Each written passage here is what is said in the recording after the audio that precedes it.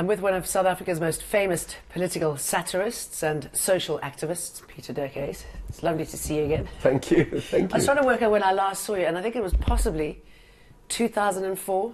You were Evita in London.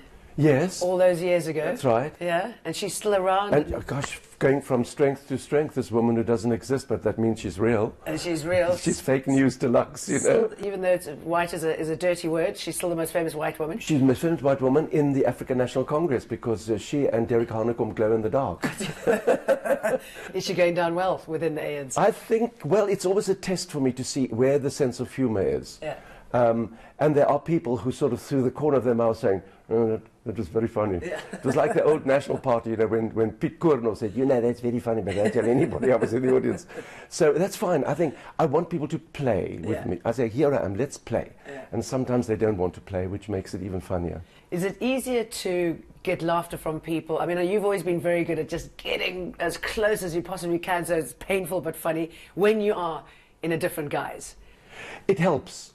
I was very shy for a long time because people said to me in the beginning, in the early 80s, you know, Pieter-Dirk Uys, we don't want to hear your opinion, you know, shut up. Oh, okay, so I hid behind characters. Yeah. But then I created a character called Pieter-Dirk Uys, and that's the character that has now got the confidence to actually have a point of view. Yeah. But really, truly, Evita is the mouthpiece for now because we are in this minefield of hashtags and hate speech. Isn't it? And she does say things that are totally politically incorrect, although she doesn't mean it. No. You know, she's a designer Democrat, and she's got 3 black grandchildren. Although she said they're not black, they're not white, they are Barack Obama beige. and so she represents quite a few people in the audience who also are trying to come to terms with the fact that their children have got friends that wouldn't be allowed on the property in the old days. You know, this enormous adapt and DYE.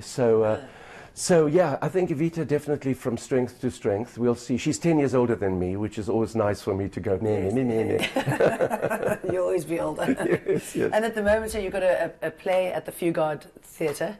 I also noticed when I flew into the airport, you've got a book out as well. Book. You know, the Echo of a Noise book, and then I'm doing When in Doubt Say Darling at the Fugard, and then I'm back at the Evita Sopron in Darling with my Christmas season.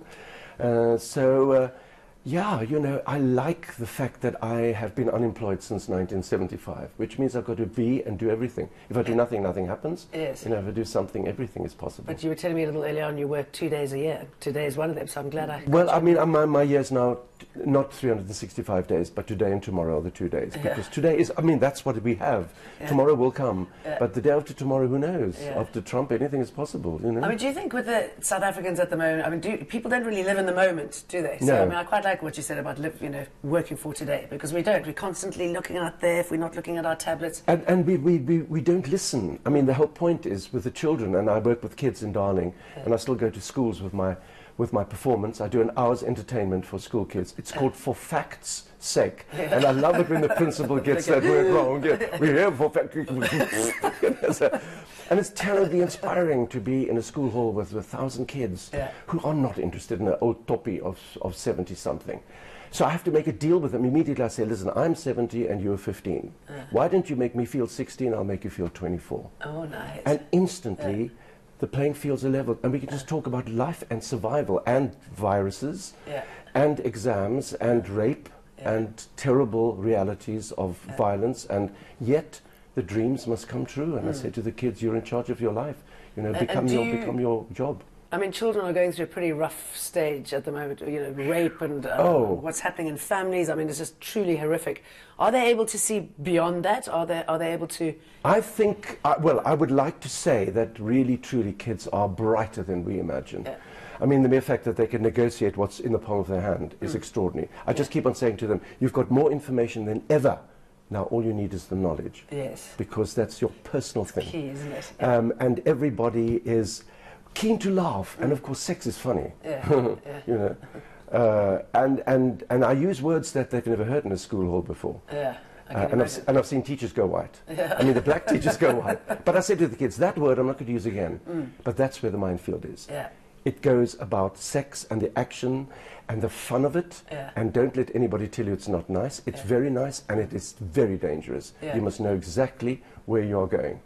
And so that's part of also my optimism, because I believe that we can really truly be a great democracy one day. Probably the only one left in the world. Yes. I mean, the way the world is going, they'll have sanctions against us because of democracy then. I mean, yes, I remember when Hamas came in and they were going, oh, it's the problem with democracy. Let's just, negate that. Let's pretend they never won. And now we have Trump. And now we have Trump. And now they want another Brexit referendum. And you can't do that. You've done one. You can't suddenly say have another one. I think Prince Charles should secretly actually... want them to have it because, Prince Charles should step down as the future king and let his son become king, and then Prince Charles should become an ordinary person, the Honourable Charles Windsor, start a political party called the United Party and fight a general election and save the United Kingdom. They're going to lose the kingdom. It's going to be England and the Falkland Islands, all they've got left. No, I mean, it's extraordinary, isn't it? Well, I laugh because the Brits will have to get a Schengen visa. No. Okay. No. I lived in London for so long, and I never, long story, I won't bore you with the details, but I never got a British passport. And then when this whole Brexit thing happened, I was like, I don't have to worry, And you can stand in queues as well. Queues. And you get, visas to come and visit. All that. But every democracy deserves the government they get. I mean, I look at America, I have no sympathy because 46% didn't vote. Yes, exactly. And my point here is I would like to see our vote to be something that is compulsory. Everybody says, yes, it's my right not to vote. Compulsory.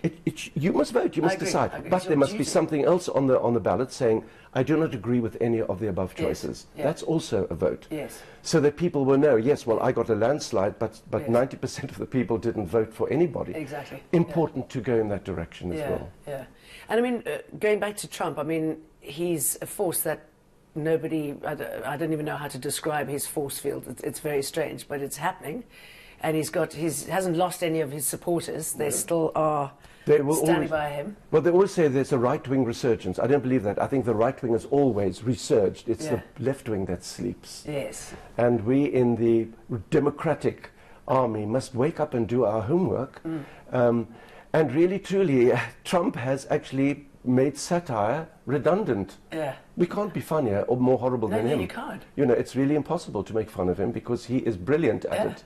I mean, when I was working at Al Jazeera and he would be sending the tweets about, sort of bombing Qatar and stuff, and it was just so frightening because we thought, well, he didn't know that there were 13,000 American troops there, and he could well bomb it, but you just think, I want the horror to end, but actually I don't, in a way, because he's so engaging in a horrible way. I think he might even blow up the world. He might start the Third World War just because he did it. He wants That's to. his ego. Yeah, he wants to just, Anyway, this midterm election was a good wake-up call. Yeah. And let's see what happens. I think there's only one person that can stand against him and win, and that's Oprah Winfrey. Yes. Really, truly, because she knows where he comes from.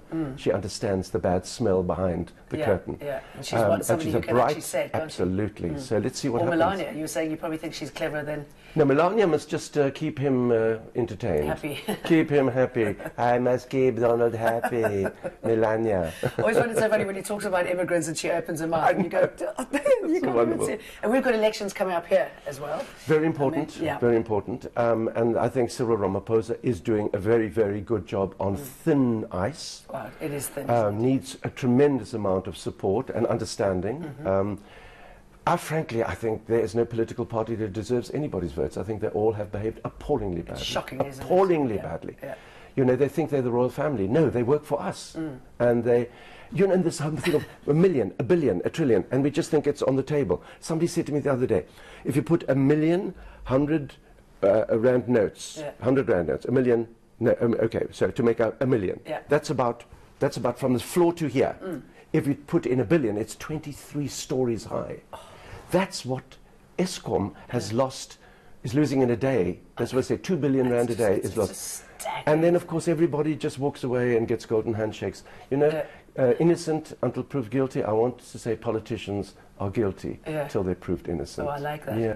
Because, I mean, I think I'll scream if I hear again, we got to do due diligence before we do anything. You want to go, come on. South Africans need to see this. It's like liberation before education. That was a terrible mistake. Yeah. Because we are sitting in 24 years of lack of education. And that's the biggest problem for me, is to actually meet 17-year-old kids who can't write. Yeah.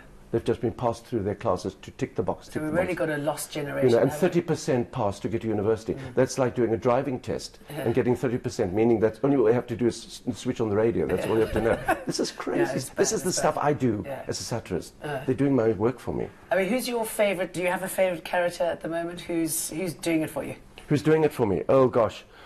I think Mrs. May is pretty amazing. I mean, really, truly, she's sticking in there. But those awful people. Yeah, you wouldn't want that job, would you? I wouldn't want any job in politics. No. I want them to work for me. I don't want to work for them. Yeah. I mean, really, truly, it's.